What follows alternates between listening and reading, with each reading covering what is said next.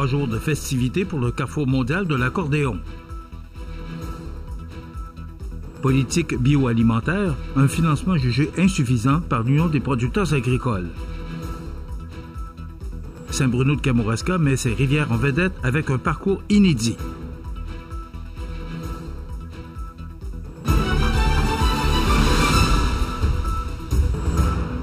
Vendredi 29 août 2025.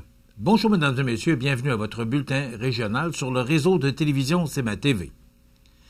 Montmagny s'apprête à vibrer, une fois de plus, au son de l'accordéon, alors que s'ouvre la 36e édition du Carrefour mondial de l'accordéon, aujourd'hui 29 août, jusqu'au dimanche 31 août inclusivement.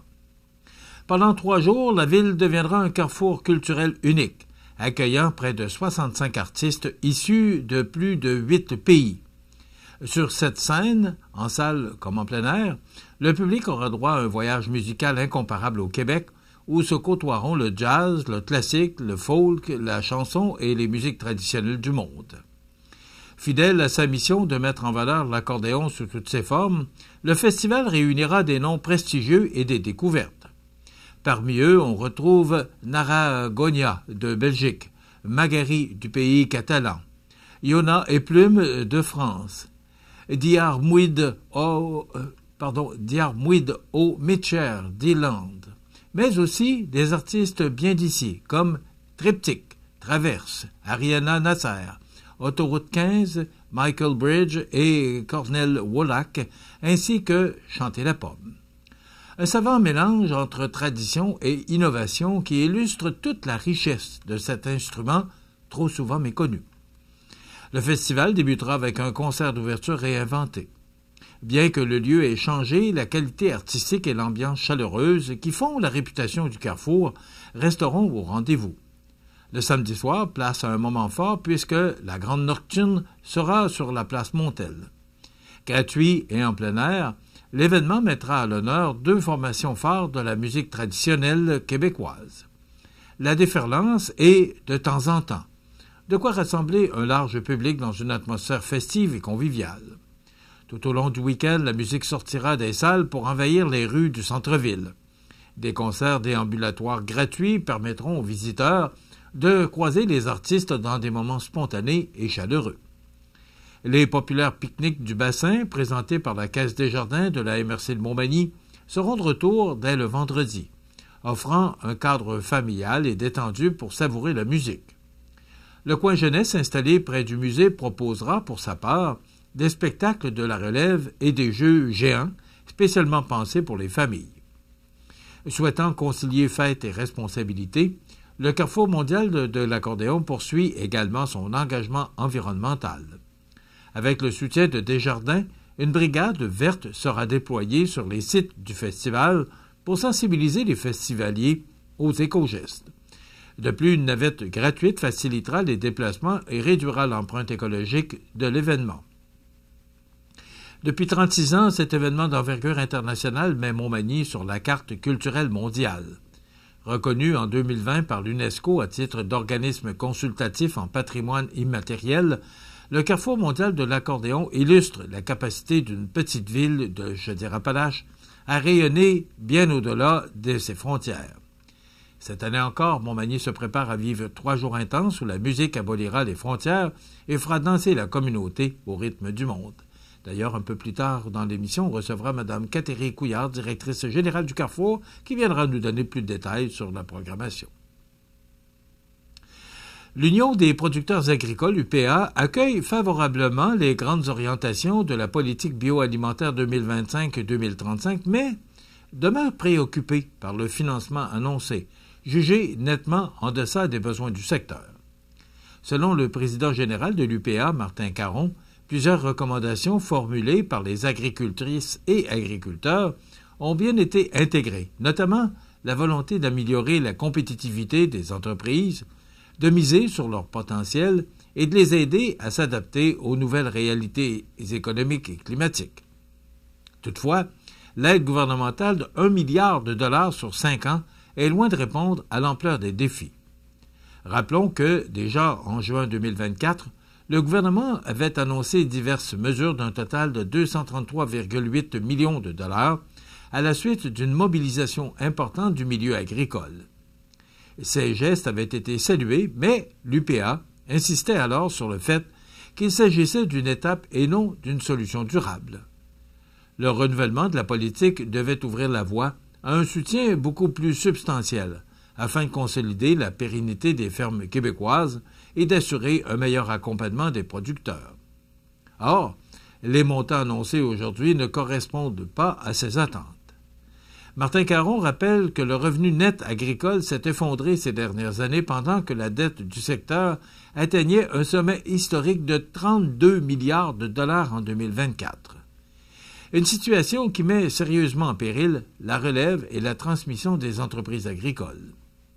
À l'échelle mondiale, les gouvernements consacrent, en moyenne, 2% de leurs dépenses publiques à l'agriculture, alors qu'au Québec, ce soutien demeure sous la barre du 1%.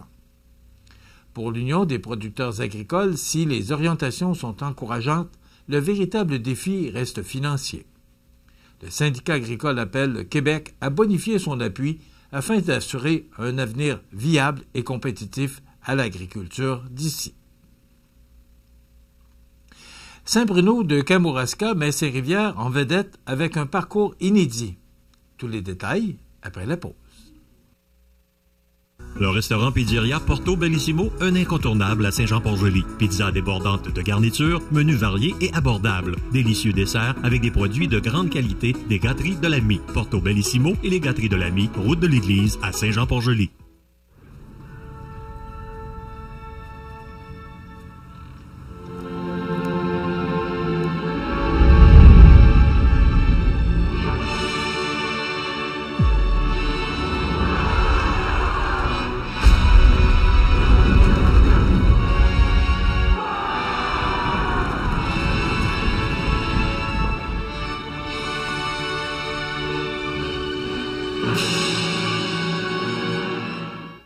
Vous regardez CMA TV, le réseau de l'information sur la Côte-du-Sud. À Saint-Bruno de Kamouraska, un véritable trésor naturel s'offre désormais aux yeux du public. En effet, nichée au cœur du Haut-Pays, la municipalité possède une richesse hydrique exceptionnelle avec ses 6 rivières, 2 lacs et une multitude de ruisseaux. Ce patrimoine aquatique est maintenant mis en valeur grâce à un tout nouveau parcours d'interprétation inauguré par l'organisme de bassin versant de Kamouraska-Lillet et Rivière-du-Loup, mieux connu sous le nom d'Obakir. 7 panneaux installés près du centre du village, aux abords de la rivière de la Bouteillerie, proposent aux marcheurs une randonnée d'environ 2 km. On y découvre non seulement les bassins versants qui façonnent le Saint-Bruno, mais aussi l'histoire du village, la diversité de ses écosystèmes et les nombreux services écologiques rendus par ses cours d'eau. On y aborde également les enjeux de gestion intégrée de la ressource en lien avec les organismes de bassins versants. Pour Antoine Plourde-Rouleau, directeur général d'Obakir, ce projet vient rappeler que les rivières font partie d'un patrimoine immatériel précieux.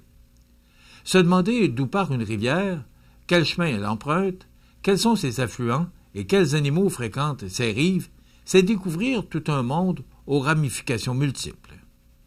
La municipalité a rapidement accepté de s'associer à cette initiative. Le maire Gilles Plourde s'est dit fier de voir son village qualifié de « joyau caché du Haut-Pays » bénéficier d'un tel projet.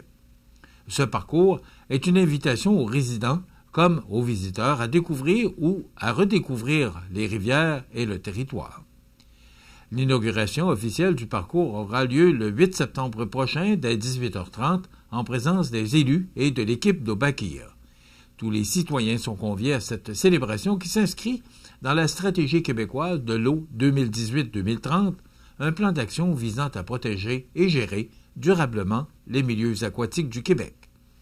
Avec ce projet, Saint-Bruno de Kamouraska renforce son image de village en harmonie avec son environnement et invite la population à marcher au rythme de ses rivières. Le 7 septembre prochain, les Québécoises et Québécois auront une occasion unique d'aller à la rencontre de ceux et celles qui les nourrissent au quotidien. En effet, l'Union des producteurs agricoles, l'UPA, tiendra la 21e édition des Portes ouvertes Mangeons local, un événement devenu l'incontournable qui se déroulera simultanément sur 56 fermes de la province, dont 7 situées en milieu urbain. De 10h à 16h, les visiteurs pourront vivre une immersion complète dans la réalité agricole grâce à des visites guidées, des ateliers, des animations, de l'autocueillette, des dégustations et des rencontres avec des animaux. Toutes les activités sont gratuites et accessibles à tous.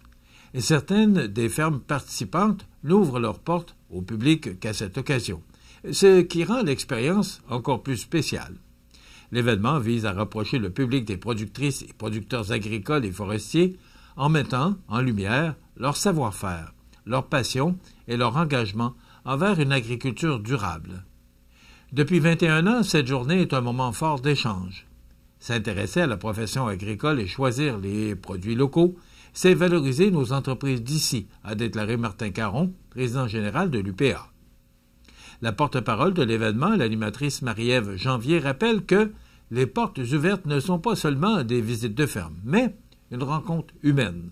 C'est l'occasion de comprendre d'où viennent nos aliments et de découvrir les histoires derrière nos producteurs et nos productrices.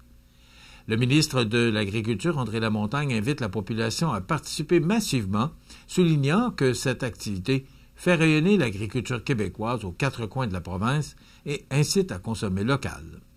Pour planifier son parcours, le public est invité à consulter mangeonslocal.ca ou à télécharger l'application Mangeons local.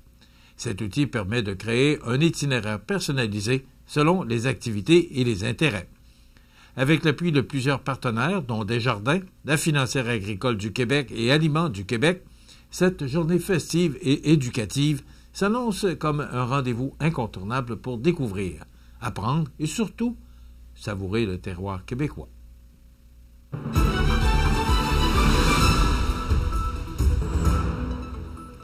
Au sport, rapporté par le responsable des communications du Club l'Everest, Luc Carbonneau, le club, qui disputait ses 2 matchs préparatoires à domicile en l'espace de 24 heures, a partagé les honneurs entre les Condors de Beauce-Appalaches et le Titan de Princeville. Mercredi soir, les Condors l'ont emporté par la marque de 6-4. L'équipe sud-côtoise a comblé un retard de 2 buts pour créer l'égalité 4-4. Antoine L'Italien et Tommy Bouchard en ont profité chacun pour récolter 2 points au cours de la rencontre. Beauce-Appalaches a profité d'un avantage numérique dans le début du dernier tiers pour prendre les commandes et ne plus regarder derrière. Puis, lors du premier match de la semaine mardi, la formation sud-côtoise l'a emporté 8-2 contre le Titan de Princeville. Anthony Hamelin et Louis-Félix Gingras en ont profité chacun pour marquer 2 filets durant la rencontre. Devant la cage de l'Everest, William Leclerc a cédé qu'à 2 reprises aux dépens du Titan de Princeville sur un total de 36 lancers reçus. La Côte-du-Sud disputera un dernier match préparatoire avant la saison régulière vendredi, aujourd'hui, en se déplaçant à Sainte-Marie pour y affronter à nouveau les Condors. Quant au match d'ouverture locale, il sera présenté le vendredi 12 septembre à 19h45 contre les Braves de Valleyfield.